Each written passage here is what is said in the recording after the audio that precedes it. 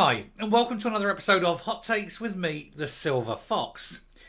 Now, we all are, I think, aware of Mr. Bates against the Post Office, which is a drama recently shown with regards to the Post Office Horizon system, the computer system that was basically turning innocent people into crooks.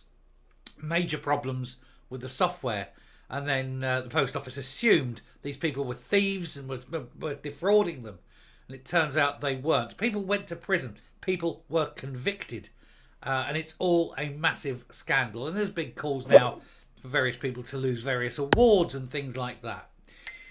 And it is a massive problem. And some people, like Rishi Sunak, for example, are asking for the courts to exonerate every single person involved.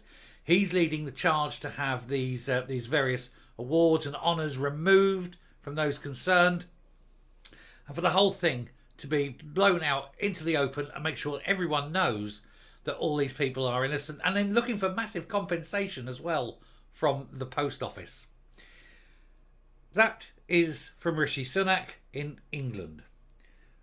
From Scotland, of course, the SNP are strangely silent. They are saying nothing. They are not sort of standing by innocent people over this scandal. You have to ask why. Let's have a look. So before we get into it, I would just like to take a moment to thank George Gilmore. It's very, very appreciated. To receive a super thanks out of the blue like that is always nice, but especially at this time of year. January is notoriously bad. And so, yes, I deeply thank you, sir. Tips hat. And we'll get on with the story. SNP accused of failing Scottish sub-postmasters, wrongfully convicted in the Horizon Post Office scandal. While Rishi Sunak has said the UK government will review all convictions in England and Wales, the Scottish government is staying silent, despite the fact that dozens of Scots also had their lives ruined in the scandal. Now, this was down to software errors, and the post office said it can't possibly happen, when they were doing it. People kept making these or getting these errors, and the post office were assuming it was thievery, but it was happening time and time and time again.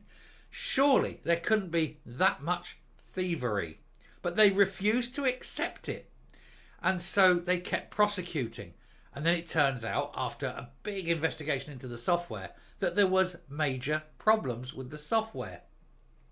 And that money was going missing, but it wasn't going missing by people. It was getting lost within the software of the system. And that's what was causing it. And meanwhile, people were arrested, tried, convicted, and imprisoned, and given criminal sentences and criminal records for something that was down ultimately to the software writers. Programmers made this mistake. It should be programmers who should be prosecuted. It should be the programmers and the post office who are forced to repay all the wages lost, all the compensation. How much money have you lost since your conviction? And they should be reimbursed all of that. Anyway, the SNP government has been accused of ducking its responsibility over the Horizon Post Office scandal, after Rishi Sunak said all those convicted in England and Wales may be exonerated. And of course, the moment they're exonerated, they can push for damages. Maybe that's why Humza Yousaf doesn't want to do it. He doesn't want to open up the government to damages. He can't afford to pay for the country now. What hope will he have with all those people coming forward going ka-ching? The story has rocketed back into the headlines thanks to the ITV drama Mr. Bates versus the Post Office, which has brought the wrongful convictions of around 700 sub-postmasters to wider public attention. Calls are growing for the former Post Office boss, Paula Venables, to be stripped of her CBE and then prosecuted and then have to sell her house to repay all these monies. After all, it was her who ultimately was in charge when this was going on. She was the one pushing for convictions. She's the one who has to pay the price. But while there's been a flurry of activity at Westminster, the Scottish Government has done very little to make amends, in public at least. Down south, the Post Office had powers to bring private prosecutions, But in Scotland, more than 70 people were prosecuted by the Crown Office. The miscarriages of justice were caused by the faulty Horizon computer software from Japanese firm Fujitsu, which made it look as though money was inexplicably missing from the branch accounts, and it led to hundreds being sacked, going bankrupt, or even sent to prison. In 2020, the Scottish Criminal Cases Review Commission wrote to 73 sub-postmasters to say they may have fallen victim to a miscarriage of justice. And at the time, Daniel Fenn, the SCCRC Senior Legal Officer, said there's a whole range of convictions involved, but in the main, they were for fraud and false accounting. Some of them suffered penalties of imprisonment. The majority received community sentences and fines. Eventually, more than 80 cases in Scotland were identified, but only 16 people came forward to have their cases reviewed. The SCCRC has so far given 6 people leave to appeal, with 2 cases overturned to date. Across the UK as a whole, some 93 convictions have been quashed. Now, of course, this in Scotland needs to become a class action. They all need to get together and take it all up as a single prosecutable thing against the Crown Office, against the Post Office, and just basically sue the smithereens out of them and get a lot of money. Charge them all. But put Paula Venables in the dock. Charge her. She brought this about. She was in charge of the Post Office. Ultimately, this is down to her. She's the one who brought the cases. Charge her.